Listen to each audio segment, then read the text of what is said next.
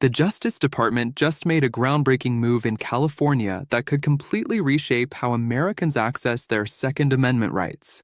The numbers they've revealed in this lawsuit are so extreme, you'll have trouble believing they're real.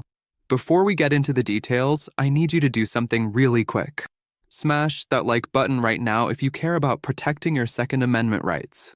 It only takes a second, and it makes a huge difference in getting this information out to more people who need it. Also, if you're not already subscribed to the channel, hit that subscribe button and turn on the notification bell so you don't miss any future updates on your rights. Trust me, you're going to want to stay informed about this stuff. California doesn't just have strict gun regulations. The entire system appears deliberately constructed to make exercising your Second Amendment rights as difficult and frustrating as humanly possible. The data backs this up and shows it's not happening by accident. California currently maintains over 800 distinct gun regulations, which exceeds the combined total of Texas, Florida, and Arizona put together. These regulations aren't just old laws sitting unused either.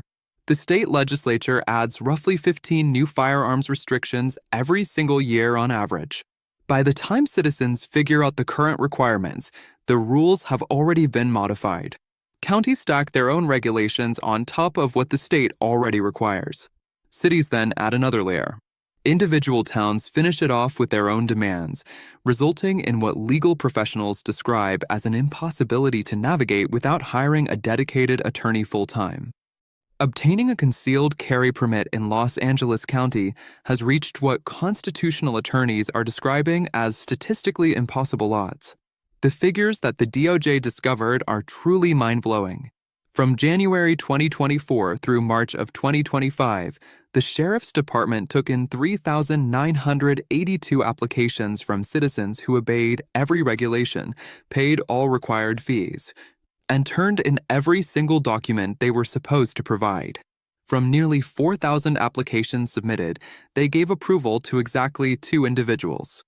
2 approvals from 3,982 applications creates a 0.05% approval rate, which gives you worse odds statistically than being struck by lightning in any single year. To put this in perspective, Harvard University accepts 3.4% of applicants, and getting into an Ivy League institution is considered almost impossible. The DOJ's legal filing explicitly states that legitimate disqualifying factors cannot account for these numbers, which means qualified applicants are getting rejected without any lawful justification. The average waiting period just to start processing your concealed carry application in Los Angeles County stretches to 281 days. That figure alone doesn't capture the complete nightmare that applicants are actually going through. Certain individuals have been in limbo for 1,030 days, which equals nearly 3 years, just to get their first interview on the calendar. Keep in mind, that's not even getting approved. That's simply beginning the process. California's own state regulations require licensing authorities to deliver an initial decision within a maximum of 90 days, which means the Sheriff's Department is breaking state law by anywhere from 3 to 11 times the legal limit. The median waiting period sits at 372 days, meaning half of everyone who applies waits more than a full year just to receive any response whatsoever. As of May 2025, there are 2,768 applications still sitting in limbo with certain interview appointments not scheduled until November 2026, which means individuals who submitted paperwork in 2024 won't even speak with anyone until 2026 arrives.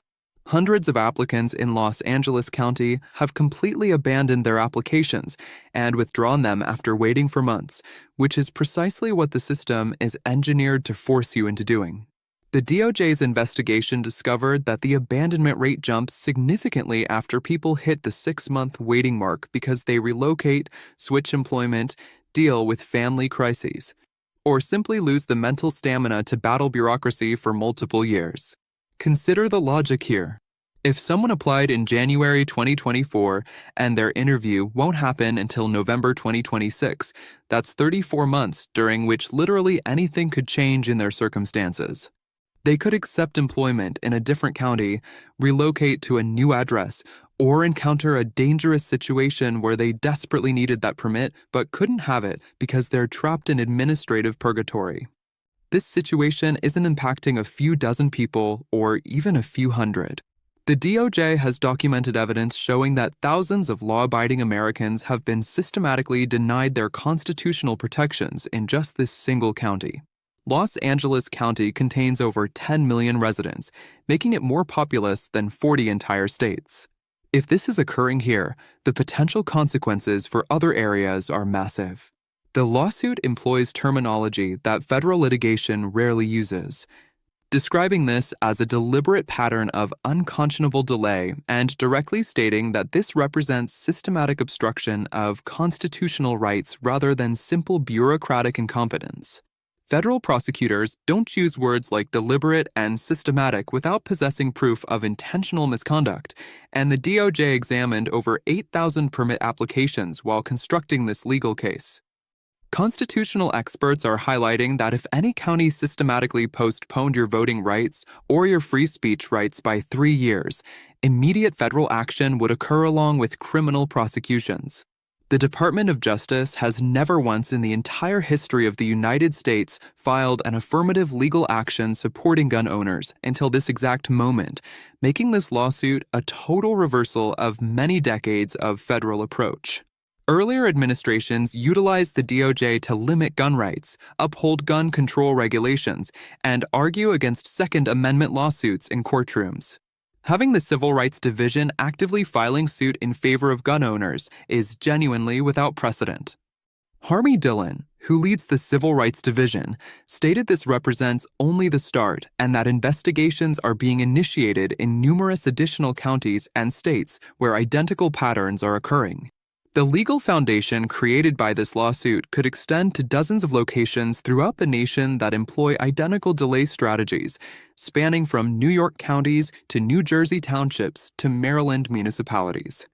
If the DOJ prevails in this lawsuit, it establishes legal precedent that could eliminate permit delay tactics across the entire country. Requiring government authorization to exercise a constitutional right generates an inherent conflict that legal experts refer to as prior restraint, and it's expressly forbidden for most other constitutional safeguards. You don't require a permit to speak your mind, worship according to your beliefs, refuse to incriminate yourself, or receive a jury trial because those are actual rights, not privileges distributed by government officials. The instant you need government clearance, pay various fees, submit to psychological evaluations, provide fingerprints, finish training programs, and then wait multiple years for a plastic card that eventually expires, you're no longer exercising an actual right anymore. Constitutional carry currently exists in 29 states at this moment, which means more than half the nation permits law-abiding citizens to carry concealed firearms without obtaining permits. Those states haven't collapsed into disorder either. Florida, Texas, and Ohio all enacted constitutional carry legislation in recent years, and crime statistics either remained steady or dropped following implementation. There's a constitutional carry proposal currently sitting in Congress that could establish this as federal law throughout the nation and completely remove the power of counties to engage in these delay tactics, but it hasn't advanced. What unfolds in Los Angeles County is being closely monitored by every other jurisdiction across America that's been employing comparable tactics. The precedent this establishes will decide whether permit obstruction continues as a viable strategy. The DOJ explicitly stated they've received complaints regarding unreasonable delays from multiple counties and multiple states, indicating this represents just the initial lawsuit in what might develop into a nationwide enforcement effort. New York contains counties with comparable approval percentages and waiting periods. New Jersey townships have gained notoriety for permit rejections, and Maryland jurisdictions maintain their own recorded delay patterns. If the federal government begins systematically investigating and filing lawsuits against these entities, the complete Mayshoe permit framework could crumble under legal pressure within the coming 2 years. Counties and states will encounter a decision. Either actually process permits promptly and equitably or defend costly federal lawsuits they'll probably lose. The Civil Rights Division achieves victory in 90% of systematic violation lawsuits, indicating Los Angeles County will probably lose, pay financial damages, and get placed under federal supervision. Thanks for watching this analysis of the DOJ's historic legal action against California's permit obstruction strategies. If you found this information useful, click that like button and subscribe because we're monitoring every development in this lawsuit as events progress. Share this video with anyone who values Second Amendment rights because mainstream media sources aren't reporting the actual statistics and implications of what's occurring here. Additional lawsuits are on the way in other states, and we'll be analyzing each one as the DOJ expands these investigations across the country. Leave a comment below telling me which county or state you believe deserves investigation next. Stay informed, stay armed, and I'll see you in the next one.